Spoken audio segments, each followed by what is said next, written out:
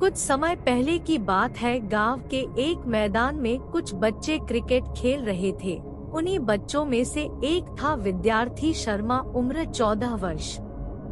दिन भर जब खेलते खेलते सभी बच्चे थक गए तो दो बच्चों के साथ विद्यार्थी शर्मा भी अपने घर लौटने लगा। शाम हो गई थी, अंधेरा होने लगा। बच्चों के अंदर में कुछ डर का एहसास सा हो रहा था। सभी बच्चों को जल्द से जल्द घर जाने की जल्दी थी। खेल खेल में उन्हें ध्यान ही नहीं रहा कि अंधेरा होने लगा है, रात होने लगी है और उन्हें तो घर भी जाना है। बच्चे हैं साहब, कई बार खेल में इतने मग्न हो जाते हैं कि उन्हें कुछ याद ही नहीं रहता। विद्यार्थी शर्मा भी अपने दो दोस्तों करण और निहाल के साथ अपने घर की ओर चलने लगता है। इन तीनों के घर आसपास ही थे, इसीलिए तीनों एक साथ अपने अपने घरों की ओर जाने लगते हैं।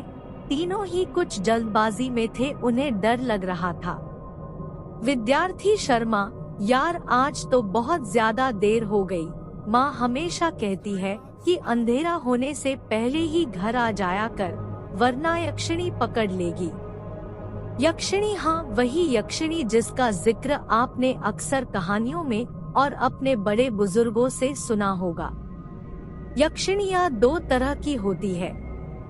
एक यक्षिणी ऐसी होती है जो आपको मालामाल कर सकती है और एक यक्षिणी ऐसी होती है जिससे आप कभी मिलना नहीं चाहोगे। विद्यार्थी करण और निहाल बहुत ही तेज कदमों के साथ अपने घर की ओर बढ़ रहे थे। जैसे से अंधेरा बढ़ता जा रहा था वैसे वैसे ही उनकी चाल और तेज होती जा रही थी। उनके दिल जोरों से धड़क रहे थे, धक धक धक धक। कुछ देर चलने के बाद आखिर वह घर आ ही गया, जिसके सामने से अंधेरा होते ही निकलने की हिम्मत गांव का कोई भी व्यक्ति नहीं करता था।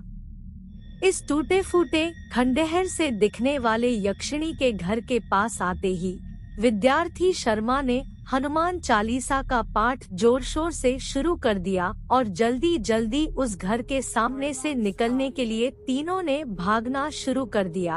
अब तीनों तेज रफ्तार से भागे जा रहे थे।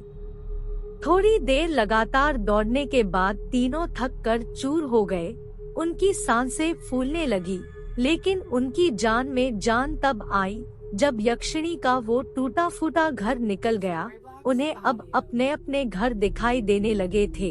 तीनों दोस्तों ने एक दूसरे को गुड नाइट कहा और अपने अपने घर की ओर चल दिए। यक्षिणी के किस्से गांव में अक्सर सुनाई देते ही रहते थे। कोई कहता यक्षिणी ने किसी को मार कर खा लिया, कोई कहता कि उसने यक्षिणी को देखा है, वह बहुत सुंदर है। कोई कहता कि फलाना व्यक्ति यक्षिणी से मिला और यक्षिणी ने उसे मालामाल कर दिया।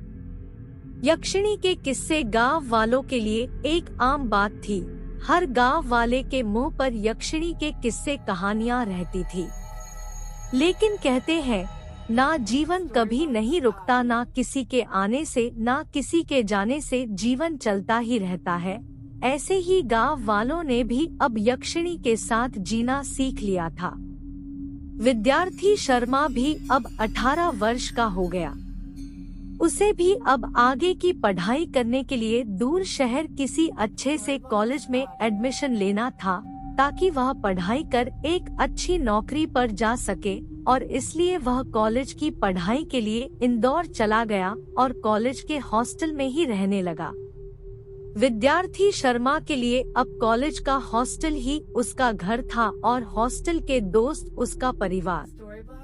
अब तो अक्सर ही शाम को दोस्तों के साथ हॉस्टल के रूम में महफिलें सजा करती थी। कभी किसी का बर्थडे होता तो उसे जबरदस्ती पकड़ कर ले जाते और उसके बम पर लाते ही लाते मारते, और कभी किसी का ब्रेकअप हो गया होता तो सब मिलकर उसको दिलासा देते और कभी देवदास का मजाक उड़ाते। ऐसे ही विद्यार्थी शर्मा के दिन बीत रहे थे।